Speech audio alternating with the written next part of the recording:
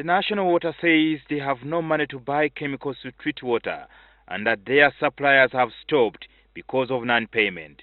We have issues to do with chemicals.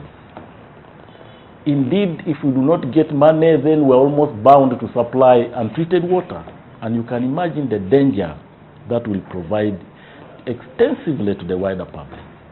The company's Director of Commercial and Customer Care, Jojo Cole, says the crisis stems from the government's failure to pay its arrears in water bills for police, prisons, and the army, amounting to 25 billion shillings. And the prepaid accounts that have run out of credit have run out of water. And right now, we are urging them to look for money. NTV has reliably been informed that police owes 8 billion shillings to National Water, prison 6 billion shillings, the army 11 billion shillings, and Mulago Hospital 1.5 billion shillings.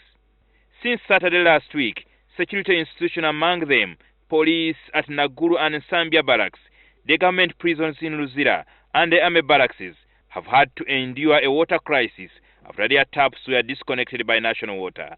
Crisis in a prison is a crisis in the country. We know that water is an entitlement, is a fundamental right of everybody. By this evening, officers at Naguru were drawing their water from unprotected spring in the drainage channel near Kampala Parents. Looking at the flow of this water definitely shows that this is not a normal water spring. And this is where police here at Naguru draws its water. And you cannot rule it out that this water could be contaminated because it comes directly underneath big structures here in Naguru. However, police spokesperson Andrew Felix Kawe heaps the blame of the huge water bill on his officers, who he accuses of misusing the resource. There has been a lot of indiscipline, and that causes a lot of bills on these utilities, namely water and electricity. In the barracks, we would find that everybody uses water, including non-staff. They even have washing bays. You can see those washing bays around in Sambia barracks. All water is got from the main meter of the barracks.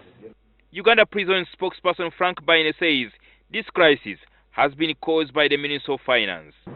We had budgeted to use 6.17 billion to pay the water bills.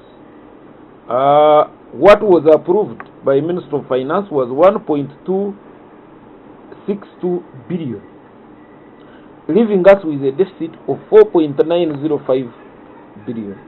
Baine warned a likely breakout of diseases such as cholera among inmates if the crisis is not addressed. Fortunately, there is going to be a riot. Unfortunately, there is going to be a riot, and I can't predict when and the consequences. While river on the riot, the worst part is that we can easily get an epidemic like cholera. For goodness sake, you don't want even to imagine that it is breaking out, because if it broke out, then you know the consequences. If they misuse the water, then they will go into a crisis and they will suffer until they do a self-regulation by themselves. The same on electricity, we are going on Yaka. When contacted on phone, the permanent secretary in the Ministry of Finance, Keith Mwakani, said the situation would be handled expeditiously. When do you expect to handle it, sir? Immediate. Thank you for alerting me. By this evening, the Ministry of Finance had asked the National Water to reconnect police, prisons, and the army for at least 1 month as they prepare to clear the areas. Jingo Francis, NTV.